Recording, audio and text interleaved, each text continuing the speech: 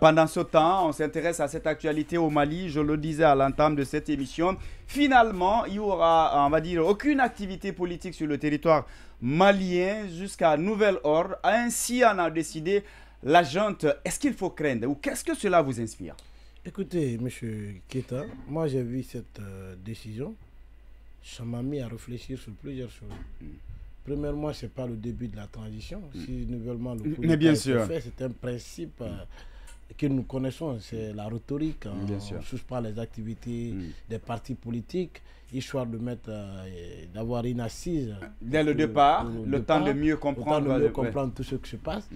Mais après 2 ans, 3 ans de transition, et sachant que la transition est éminemment politique, quel intérêt avons-nous pour suspendre des activités politiques dans un pays alors qu'on prétend un retour à l'ordre constitutionnel dans un et ceux qui doivent participer à ce retour sont suspendus. On leur suspend de leur participation à cela. C'est tellement ambigu. Nous avons vu le cas au Niger, combien de fois le président Bassoum. Non, le militaire. Excuse-moi, je parle du Tchad. Le fils Déby est devenu candidat. Bien sûr. Et les tentations, nous attendons les bruits de botte d'une candidature du président Assimi Goïta. Mais bien sûr. Mais je me demande, on est dans quel monde, on est dans quel pays? Et quand les militaires ont plus envie de diriger que les civils, ça remet la démocratie en cause. Il faut que nos autorités, les militaires qui sont dans nos pays actuellement à cette période de transition, sachent que leur objectif et leur mission est de défendre l'intégrité de nos territoires. Ce n'est pas de Ils ont quand même un rôle majeur à jouer. Ils peuvent même devenir une sorte de garant. C'est-à-dire, lorsque la situation elle est vraiment chaotique, vous revenez mettre l'ordre et vous restez à l'écart et vous devenez une armée républicaine. Monsieur Traoré, c'est vraiment l'idéal pour une armée. Il faut que nos armées soient républicaines. Voyons le cas au Sénégal tout près. Nous avons vu quand Macky Sall a voulu faire tout ce qui était possible. Avec le jeune Sonko, l'armée pouvait s'en servir. Mais bien sûr. Lui-même, il est allé jusqu'à employer le terme. Exactement. Il dit on va continuer dans ça. L'armée pourra se saisir du pouvoir. On a vu le patriotisme. On a vu que c'est une armée républicaine. C'est ce que nous voulons dans nos pays. Que l'armée soit... C'est-à-dire que cette armée se met hors jeu politique et laisse le sang par les hommes politiques. Nous avons vu, nous voulons vraiment que cette transition finisse, comme nous viendrons peut-être en parler pour le cas. Bien sûr. Mais ce qui est inquiétant, la démocratie est en danger en Afrique de l'Ouest. Bien. Oui, mon cher ami Kourouma, par rapport à cette... qu'est-ce que la junte ne nous dit pas au Mali? Est-ce que déjà, il faut s'attendre à une sorte de bouleversement, une sorte de contestation, une sorte de fragilisation du tissu social ou tout au moins de la quiétude sociale, j'allais dire? Moi, sur le cas du Mali, bon, rien ne m'étonne depuis le début de la transition malienne jusqu'à maintenant. Au fait, pourtant, la transition, elle était calme au Mali. Elle était calme au début, mais le problème est que je dirais que la population malienne a été tellement naïve, ils ont tellement soutenu la transition, ils ne voyaient rien sauf la transition. Oui, mais c'était par rapport à ce qu'on leur a miroité. On sait que le Mali, le territoire était divisé en deux. Il y avait les rebelles qui contrôlaient une partie du nord. Oui. Et donc, Assimi s'est engagé à récupérer. On a vu tout de suite des actions concrètes sur le terrain. La récupération de certaines villes qui étaient pendant des années. Donc, ça rassurait un peu. Qui n'était pas tellement significatif. En plus, la transition malienne, depuis le début, c'est toujours sur la même longueur d'onde. Ils ne veulent pas quitter. Moi, ce que je sais, Assimi Goïta va rester au pouvoir tant qu'il voudra et il ne veut pas quitter. Sinon, les partis politiques, nous sommes maintenant presque troisième année de la transition malienne. On va dire quatrième d'ailleurs. Quatrième année. Bien sûr. Pourquoi suspendre maintenant les activités politiques? Et pourtant, après 3 ans de transition, nous voulons que dans nos pays ou bien dans les autres pays, on demande maintenant le retour à l'ordre constitutionnel. L'élection doit être organisée pour les politiques. Mais quand on suspend les politiques, qu'est-ce qui va devenir? Mais bien sûr, c'est la grosse question qu'on se pose. C'est la grosse question. Il faut que les gens reviennent sur terre, que ce soit au Mali, chez nous, ou bien au Burkina ou au Niger. Il faut que les militaires reviennent sur terre. Il faut qu'ils se posent et se demandent quel est notre rôle. Qu'est-ce qu'ils doivent jouer? Qu'est-ce qu'ils doivent faire? C'est comme le cas de Burkina aussi. Les militaires, ils sont tous maintenant, ils sont tous devenus... On a vu un communiqué très caustique de leur front national pour la défense de la patrie. Mais le discours, on dirait un discours de prise de pouvoir. Là aussi, la rupture est complètement consommée. Alors, qu'est-ce qui se passe donc dans cette aujourd'hui encore, j'ai lu un article sur la transition... Au Tchad, là. Ils disent encore, malgré ils sont en truc, en pleine élection, ils disent encore les émissions interactives doivent être respectées. Mais bien sûr, c'est vraiment... Nous sommes trop barrés et puis voilà. Très bien.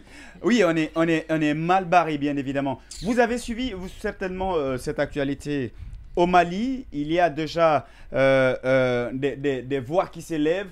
Et il y a vraiment, ça devient vraiment préoccupant dans la sous-région. À votre avis, qu'est-ce que Assmiou ne dit pas ouvertement?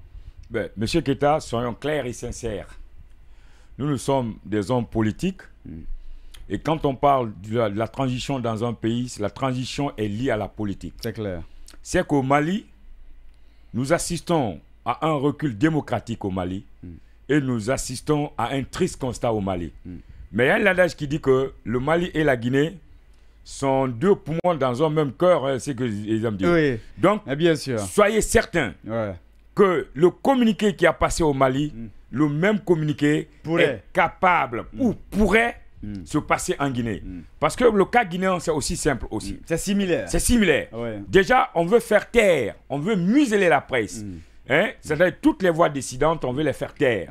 Et après la presse, certainement chez nous, ils vont s'attaquer aux hommes politiques, comme le cas du Mali.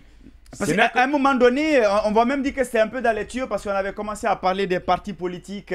On dit les partis politiques, d'abord des agréments. Après, on dit qu'ils ne tiennent pas leur assemblée générale. Je me posais la question. En quoi la tenue des congrès devient une préoccupation Nous parlons bien du Mali, mais moi, c'est le cas guinéen qui m'intéresse beaucoup et qui m'inquiète beaucoup aussi. Le cas malien, pendant le mois de Ramadan, il y avait au moins 80 associations et les partis politiques qui ont fait une coalition qui était déjà dirigée par le vieux Imam Diko. Et là, cela a donné un souffle à la transition malienne. Bien sûr. Est-ce que vous comprenez? Et avant, il faut même préciser qu'il y a des magistrats aussi qui avaient écrit un courrier à la Cour suprême de constater la vacance de pouvoir. Effectivement. Parce que le délai annoncé est passé. Effectivement. Et on doit considérer qu'on est dans il faut maintenant passer par une nouvelle méthode pour faire taire les Maliens. C'est pas une mauvaise méthode. Mais je dis, il va être sur une pente glissante. Les peuples africains se sont réveillés. Je féliciterai de passage l'armée sénégalaise qui a été une armée républicaine, patriotique et une armée qui aime sa patrie et qui aime la nation sénégalaise. Je reviens. Au Mali, Assmiou Goïta a tapé le poteau. La décision là, même les Nations Unies lui ont dit de revenir sur la décision parce que ce n'est pas le moment opportun. Mais oui, mais est-ce qu'il faut compter justement sur que ce soit les Nations Unies, la CEDEAO, l'Union africaine? De toutes les façons. Visiblement, ça ne change rien. De toutes les façons. Le Sénégal n'a pas attendu la CEDEAO et les Nations Unies. De toutes les façons. Il a pris son destin en main. De toutes les façons, ils ont donné leur voix. Oui, d'accord. Ce qui n'est pas à négliger. Voilà, qui n'est pas à négliger. Ils ne se sont pas tus sur là-dessus. Mais sachez que ce qui se passe au Mali, la même chose pourrait se passer en Guinée. Et c'est prévisible. D'accord. Vous pensez qu'il faut craindre l'effet d'entraînement? Sur ce point, je suis entièrement d'accord. L'effet de contagion dans le pays aujourd'hui. Mais il y en a qui parlent qu'il aurait eu en amont une concertation entre les trois présidents, celui de la Guinée, du Mali et même du Burkina, qu'il aurait eu une concertation préalable. On ne peut pas confirmer cette information. On ne peut pas nier ça, je suis d'accord, vous faites bien de le rappeler. D'abord, il y a quelque chose que moi je voudrais rappeler encore une fois. J'aime bien écouter ce panafricanisme. Un homme, cet artiste engagé, Tidiane Diafakoli, qui aime rappeler que tant que le peuple n'est pas réveillé, dans le pays, il n'y a pas de progrès possible. C'est clair. Il faut que nos dirigeants évitent la manipulation. Et être dirigeant ne veut pas forcément dire que vous êtes au-dessus de tout le monde. C'est clair. C'est-à-dire, tenez un langage de vérité. Nous sommes au 21e siècle, le monde est interconnecté. Bien sûr. Ce qui se passe en Guinée, partout dans les le monde, autres pays ce du qui monde. se passe au Mali. C'est clair. Notre continent est ridiculisé à des moments. Ça fait mal. Ouais. Nous ne voulons pas ça dans notre Que pays. l'Afrique ne soit à la une que dans le mauvais Dans sens. le mauvais sens. C'était une fierté quand on a vu les infos sur le Sénégal, la passation, Oui, comment tout tout le monde se sentit s'est fier. passé, quand Macky Sall disait au revoir.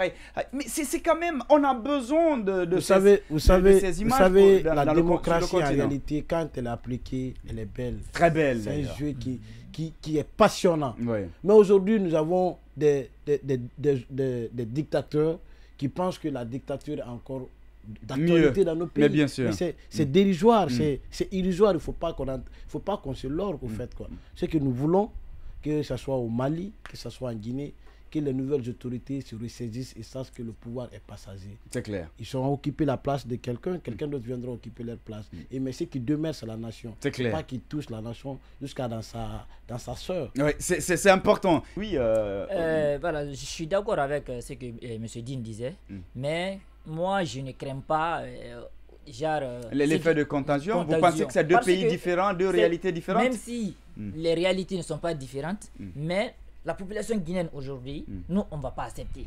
Ce qui se passe au Mali. Le Mali déjà ne va pas accepter ça aussi. Il faut le noter. C'est la population malienne qui ne va pas accepter. Clair, parce que là-bas, il y a un peuple. Mais bien sûr. Mais ici, il y a une population qui est là. Non, au fait, c'est ce que les gens disent, c'est ce que vous dites aux gens. Mais moi, je suis conscient, moi, je crois qu'en Guinée, ça ne va pas passer. Il ne faut même pas rêver. D'accord. Souhaitons-le. Il ne faut pas rêver.